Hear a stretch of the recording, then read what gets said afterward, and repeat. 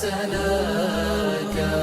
كنا وربي غارقين بغينا حتى ربطنا حبلنا بعراك، حتى ربطنا حبلنا بعراك.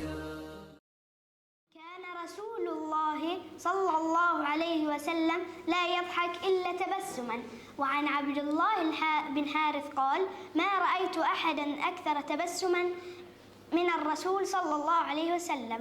وكان رسول الله صلى الله عليه وسلم لا يحدث حديثا إلا تبسما، وكان من أضحك الناس وأطيبهم نفسا.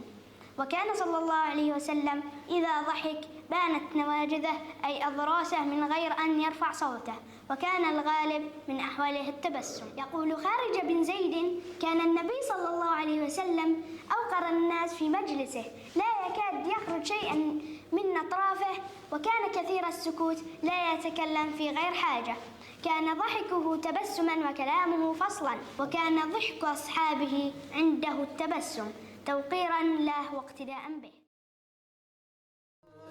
حيارى في الظلام فأشرقت شمس الهداية يوم لاح سناك.